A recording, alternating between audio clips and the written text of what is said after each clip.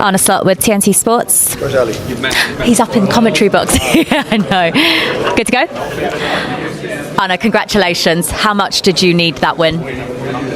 Yeah, we needed to win. And what we needed more is another performance where we've created a lot of chances, but that then also the players get the reward with a win.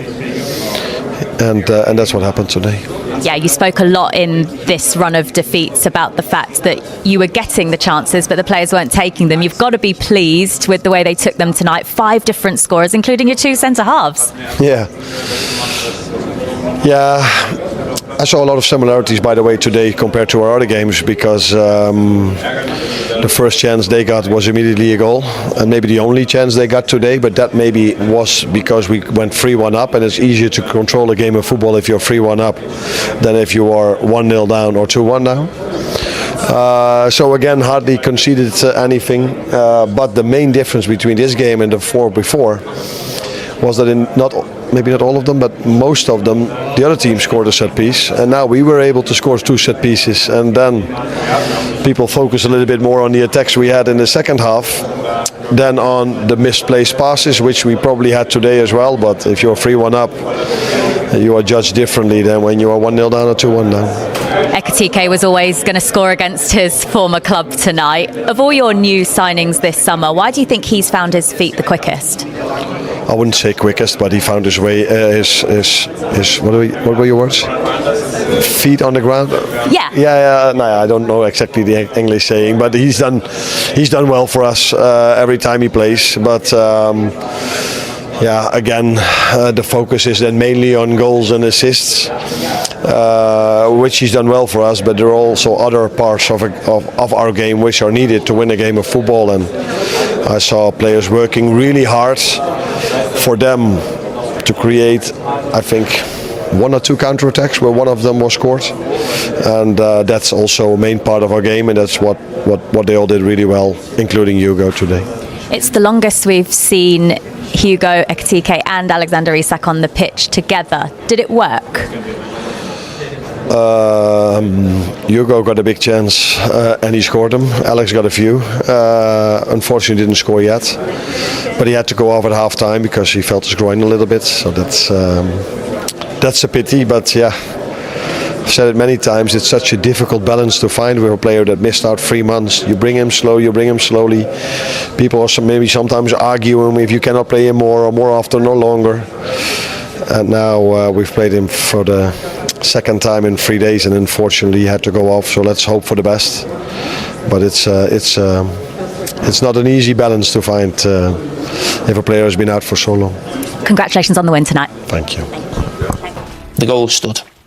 Of course, if you've been watching Champions League, if you follow our socials, you'll know our friend Miles, who keeps making special appearances on the show, tried to open the pack of crisps for us, pack of chips if you're back at home.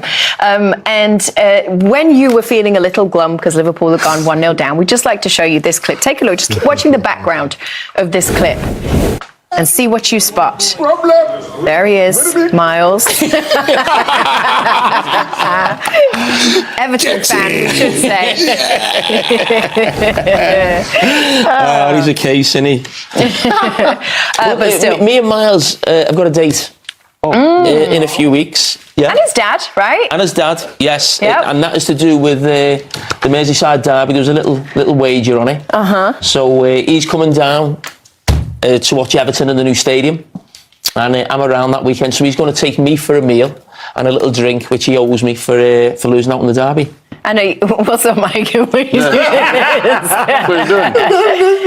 But yeah, just stopped working. And are you giving him some kind of VIP treatment? Are you? Yes, we're going to go for a little meal. Where are you taking him to? Yeah, but he's paying for that part. What, is it San Carlo? Listen, he's supposed to pay, but I'm going to end up paying, aren't I? But no, he's going to go to the Everton. Who were Everton playing that day? Was it Fulham? I think it might be Everton in a couple of weeks, yeah. Okay. Yeah, so we're going to have a couple of hours, yeah.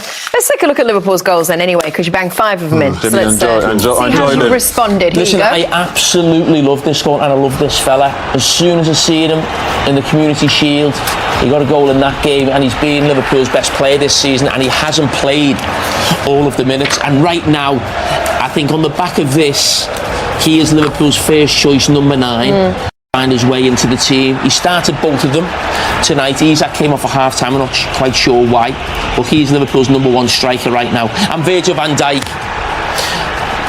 The manager's been complaining about Liverpool's record on set pieces at both ends of the pitch this season, and Virgil van Dijk, we've seen that so often. Not so often from his mate alongside him, who's had a very difficult start to the season, but look back to his best at the weekend, and he's got a goal here as well. So hopefully that'll give him huge amount of confidence for these coming weeks. And then Gakpo scored. But the big thing really was Florian Wirtz getting his first assist. There'll be more assists to come, and there'll be better assists than that, but that'll just do him the world of good.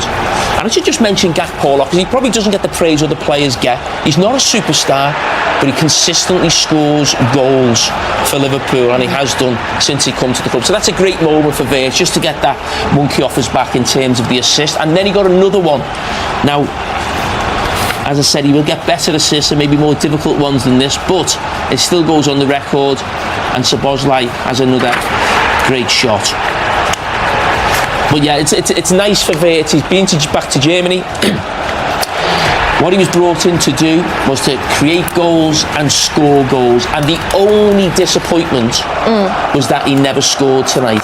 And he should have scored if Mo Salah would have passed to him at the end of the game, which he should have done. I think Mo Salah came on sub, and he was desperate to get a goal himself. He should have just laid it on to him, and it would have been the absolute perfect night.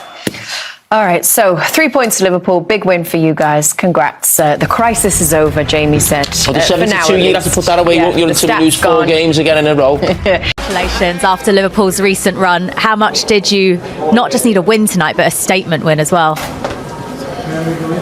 Oh, listen, I don't know if it's a statement, but obviously it's a win and something to build on, and on to the next. Sense of relief, though, amongst you all?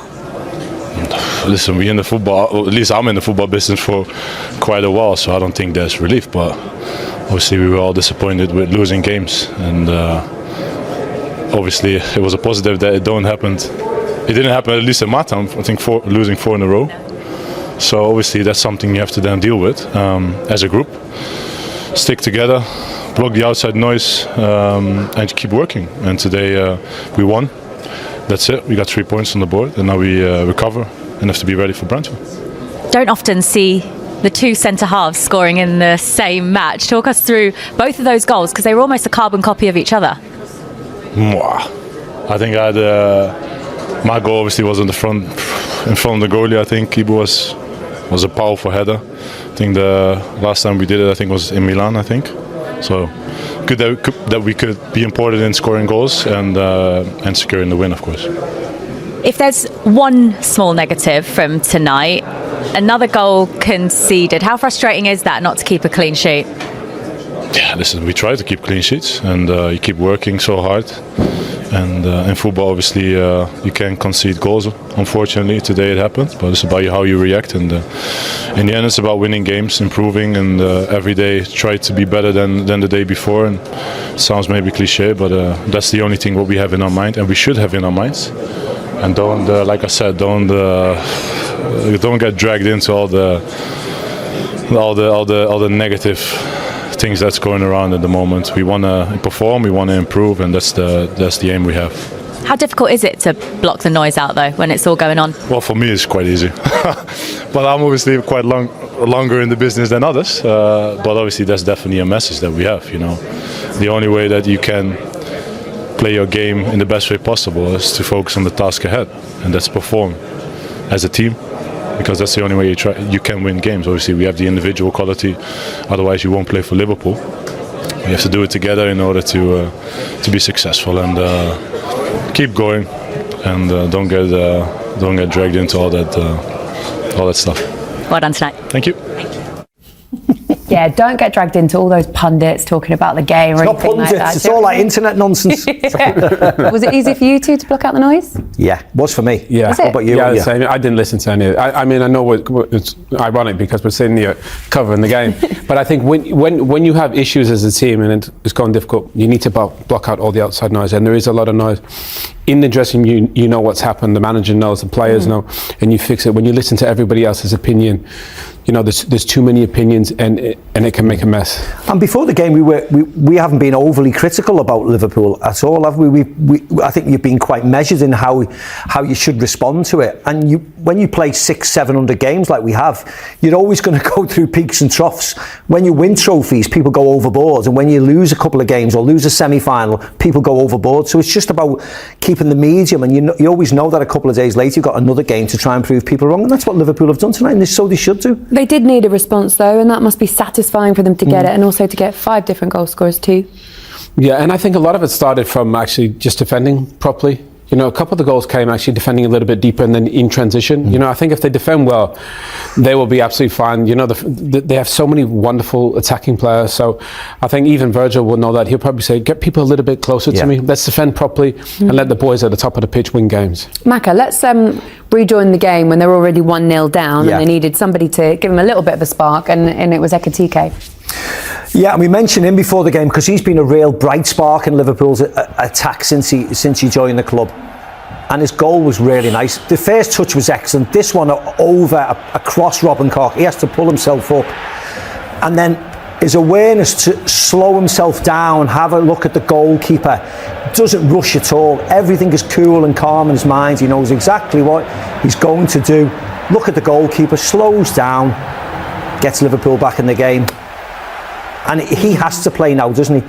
I mean, I don't know whether Alexander Isak has got an injury. Well, that'll come out in the next couple of hours. But he's a starter all the time. He's their best player. Yeah, he's their best forward, isn't he? With the two of them starting tonight, if it was a dress rehearsal, not so much a dress rehearsal, if it was a competition or an audition, then Ekitike is very much one hands down. Yeah, 100%. Yeah. And I think not only that, I think there were at times today he played almost as a 10 and he dropped and he received the ball. He's a beautiful football player. I think obviously size, technically, and it looks like he can kind of embrace the pressure of what it's like to play for a massive football club like Liverpool. So he has to be a guaranteed starter at the moment.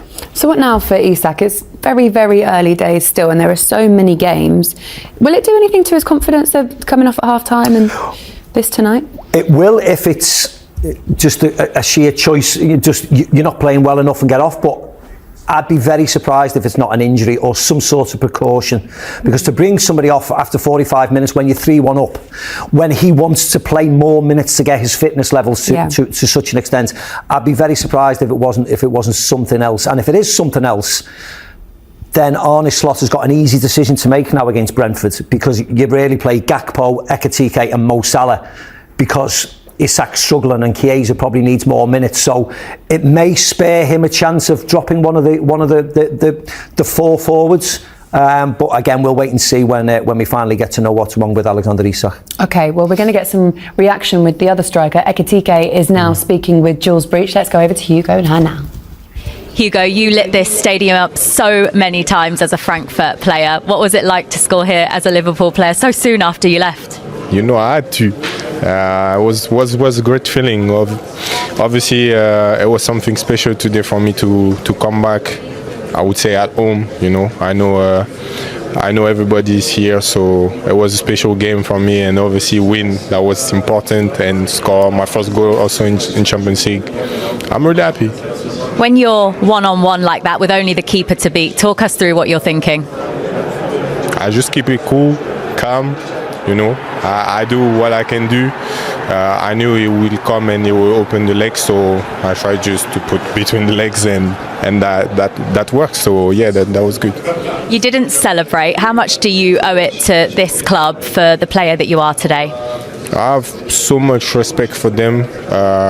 They made the player I am right now. I wouldn't be here if I didn't came to Frankfurt. I just can be respectful and grateful for what they gave to me, and I will keep what I learned there and the value they gave me with me all the time in the future.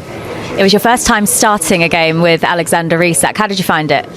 I think that was good. Obviously, it was not the best half time together, but I think we can improve together. It's a very good player, and I know in time we need to work together and find a good association, and I think the links will come and then it will work. Of all of Liverpool's new signings that came in this summer, you seem to have settled in so quickly. Why do you think that is? I think because obviously in my brain I feel good at first. I have very good teammates, good staff. I love my life there. So I said a word and I just hope I'm going to keep going because it's consistency in football. But yeah, I feel really good and yeah, they just helped me a lot. So I think that's why I'm calm and I'm just doing my thing. Well played. Thank you. He's got quite a brilliant attitude, really, hasn't he? Very calm, very chilled. Here's his touch map. What did you make of his performance overall? Didn't have to do much to defend, did he, Mac? No.